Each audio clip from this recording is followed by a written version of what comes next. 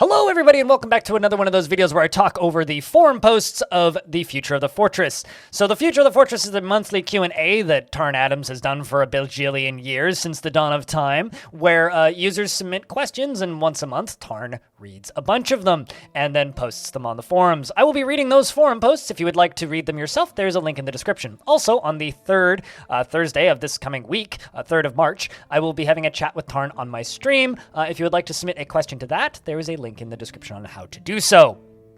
All that being said, let's dive into another episode of Crabman Asks Tarn Questions. And if you don't like my reading, sod off as per usual. The first question comes in from Mr. Crabman, and they say, can you move the map during World Gen while I'm paused? Sorry for asking, but this sentence feels a bit ambiguous. Do you think that it would be feasible to do mod options before release? Even just being able to enable and disable particular raw files from being loaded or read based on labeled checkboxes. Being ticked or not would go a long way, basically offering the equivalent power to what we have now, and it would solve the potential problem of Workshop and DFFD probably being filed with similar but slightly different versions of mods. Being able to enable or disable specific chunks of raw files marked by special tokens at the start of the end of each chunk would be even better, but presumably a bit harder to implement. What's the limit for zooming out, and what can cause this limit? I worry that it might prevent larger screens from being able to see bigger sections of the Embark, leading them to just have bigger tile squares instead, which isn't ideal use of screen space. And Tarn's response is, oh no, currently it would be simple though. I'm a bit worried it'll still lag if somebody is deep into World Gen, but it hasn't been noticeable in the 200s scale on a large, so it'll be fine. Things tend to get even more intensive though as the number of events goes up. And then he says, it is feasible in regards to mods, the first one anyway. I'm not sure how fiddly the chunk one would get, since not everything is set up to be parsed the same way as the creature ones, which offer some of that. Do you want to have this raw text functionality if I recollect? Zooming out currently, which perhaps ruins the images a Curious Cat was trying to make.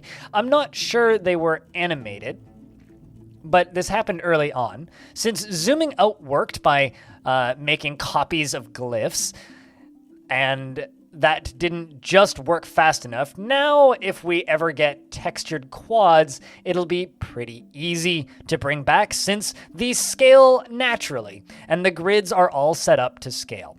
But if I remember, we never attained a textured quad triangle print that would be turned on by default, and thus one of these things SDL2 might give us, but since it is more texture support, I don't know, and it's difficult to justify probably a failed month trying at this point.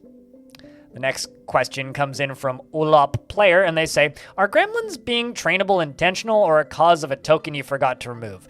Given they're the only sapients you can train, and trained sapients are buggy at best. I wonder whether it was an accident or something you intended to expand upon later.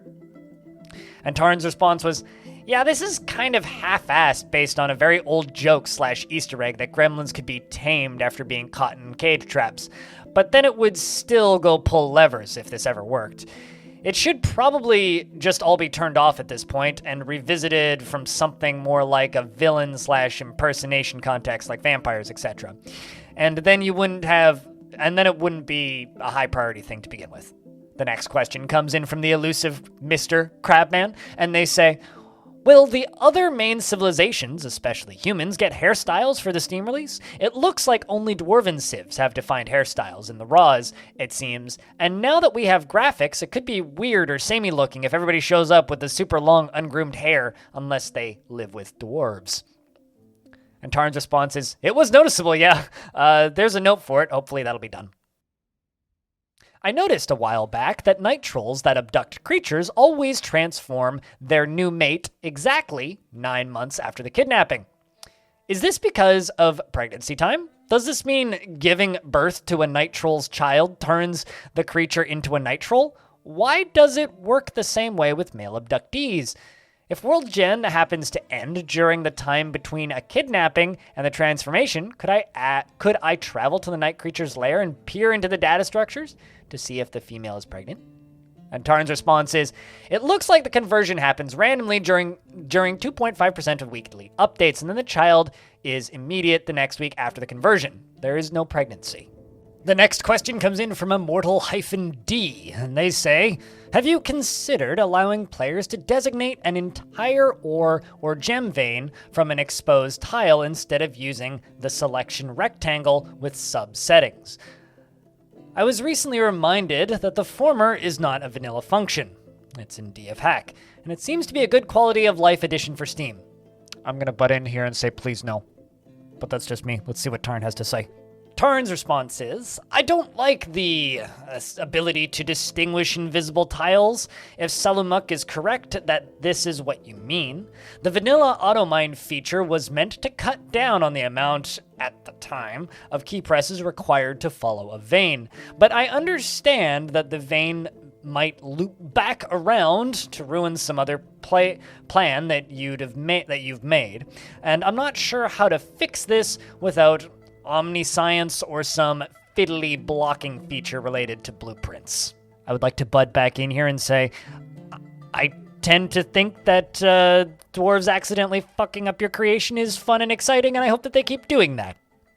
Moving on. Next question comes in from Crabman, and it's a multi-parter, so I've split it up for you. And the first part is, why are embark tiles 48 by 48? It feels like a weird number. Neither just an intuitive, even a number like 100, nor a power of 2 like 32 or 64. Tarns responds with, yeah, this is a weird ancient number. Partek Lundell may be right on their previous post on the subject. I would have done 32 or 64 these days. There is just a define number for it. I can just change that in one place, but I think that the number of bugs that would pop up would be extreme indeed. And I'm pretty sure even the map rewrite won't be enough to make the change since it's just too dangerous. Part 2 of Crabman's question is, would a custom and moddable biomes and dimensions be possible in the future at some point after the map rewrite and myth gen? That is, for biomes, this would ideally enable things like custom ranges, flora and fauna with different predominances. And dimensions would allow stuff like their own set of biomes in geology and mineral composition and structural generation, probably borrowed from other parts of World Gen, like this cavern-like dimension. This is a place made of floating rocks in a void or something. Maybe that would be a per biome or something?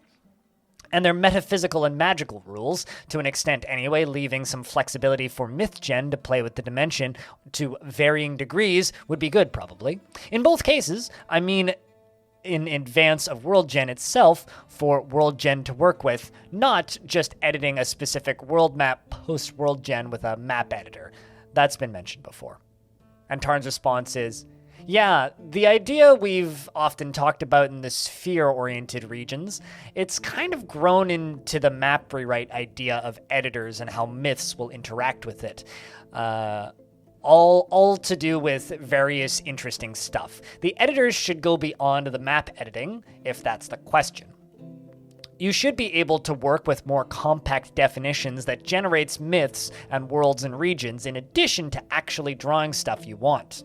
It remains to be seen how this will evolve though, since it's probably the largest project we've taken on, and there is some desire to try to approach it in pieces. It's not clear how much it can be cut up. The next question is a separate question from Mr. Crabman, and they say, how would mod updates work with the fact that saves don't keep RAWs anymore? One thing that worries me, that is neither DFFD nor the Steam Workshop store old uploaded versions of mods, including a new version that replaces the old one.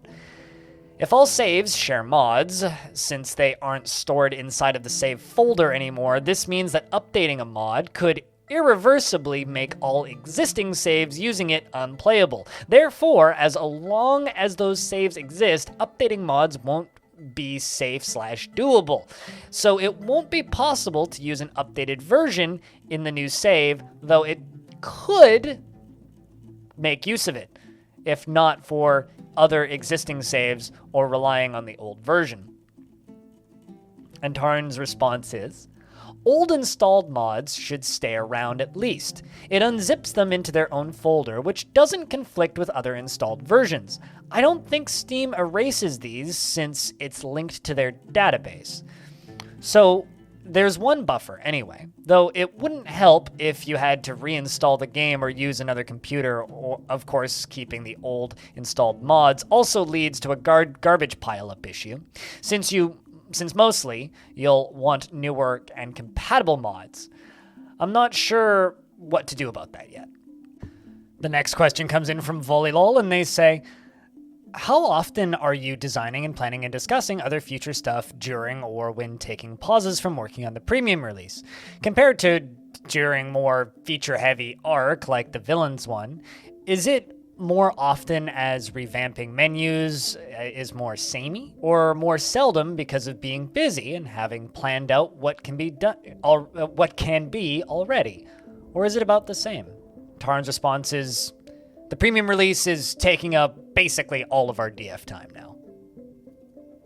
Next question is sort of a multi-parter, sort of a big one from the illustrious Crabman, and they say, the number of sliders that can be put into the main generation screen is limited for obvious reasons of not being overwhelming. Just some basic stuff, and all of the masses of complex options is shoved into the advanced world gen menu. But for Myth and Magic, and maybe even feature updates possibly, if you have plans that far ahead, what do you imagine these top-level non-advanced sliders would be? The most obvious ones, which have been mentioned before for Myths and Magic, are a mundane and fantasy slider and a randomness slider to separate that maybe. Though what a zero fantasy world with high randomness, what would that even mean? But there are also has been mention of things like bleakness and such in the past. I'm curious what you consider worthy of being a basic slider for the normal world gen menu. And then a follow-up question, which is, so do you have a new batch of music from the composer, apparently? What will it be for? ? And Tarn's response is, this dates back to the first Armok, where obviously it didn't go anywhere, but the idea is to allow people to make a fantasy setting of their choosing, since the myth stuff has proven so promising. I'm not actually sure how we're going to narrow it down now. The old 3-slider idea seems like it doesn't capture everything, but might not be too overwhelming. Just have a few tabs concerning structure, progression, and narrative and atmosphere that you can kind of rabbit hole down into if you choose to expand certain options. It'll become more clear, I think, as the raw and generator format settles, and I will more easily have power over some things than others. It'll make sense to have a highlight on these levers. And then he responds to the second part with legends, more seasonal stuff, caverns, battles. There's more coming. This has been going quite well in regards to music. The next question is a multi-parter from Volleylol, which I'm going to kind of do in a batch. And the first part is, what menus could not make it over to Classic automatically due to UI elements and icons and buttons? It makes sense for me that Adventure and Legends mode get priority over Steam Workshop support, as it's on number 4 on the roadmap, just investigating the workshop before implementing it as well, if it doesn't take too long, ? And also, have you figured out a way to make feature menus in Classic and Premium proof? Having seen what broke this time, so you won't have to do double menus in the future. Tarn's response to the first part is, yeah, icon and buttons are the main problem. Every menu we've shown uses them, which is almost all of them in one way or another. The buttons are very compact, and if the ASCII tooltips don't suffice, then we'll need bigger, textier buttons in those cases, which can cascade outward. If it doesn't take too long, yeah, it's non-trivial, I've been told, but hopefully straightforward in regards to Steam. I've never done any internet code before, so if their library, etc., doesn't handle that part, it'll be much more difficult once I can get a subscribed mod zip on the disk. We should be in good shape. 3. Some thought and experience will go a long way. I think doable means will probably be justified in some future cases, but the restrictions and requirements will be in mind, which should be most of it. The next question comes in from Mobstar with 2 B's, and they say, does haven't done anything with adventure and arena mode yet mean that the modes would be available with the old 47 interface or unavailable at all? And Tarn says, if they don't have graphics and mouse support, they won't be in the premium release. The next question comes in from Volleylol, but before I read it, I just want to say that certain things, because of the new artist and the leaving of one of the older artists, some of the sprites are being redrawn. One of those is the weapons. And so enter Volleylol's question, and they say, will the weapons made by Jacob keep the same style? Or where the bases, as well as the variations we've seen made by Meph, if they have changed, may we see them, just for mod spiriting purposes, as well as curiosity? Where does tutorialization go in the roadmap? Does that go with tooltips? ? So kind of a two-parter. First part about the weapons, because they want to see them, and the second part about tutorial. And of course, Tarn's response is, I am hopefully showing some of these in a devlog presently. They are a bit different, and the coloration method is new. And yeah, we do have the tooltips, etc. And we want to come out of it with that part complete. That being tooltips and tutorial. And of course, a final question from the Crabman. And Mr. Crabman says, what sort of features for Legend Mode were you thinking of for the 0.5 in the roadmap? I assumed the hyperlinks and tabs in World Gen Chronicle were going to be the end of it, to be honest, at least until post-release. And Tarn's response is, the main thing we're missing from the ASCII version is the maps. So for reference, you can take a look at the world map in ASCII and then move through time 10 years at a time and watch the map expand and see the different regions and who owns what region, and I'm assuming that is what Tarn is referring to here.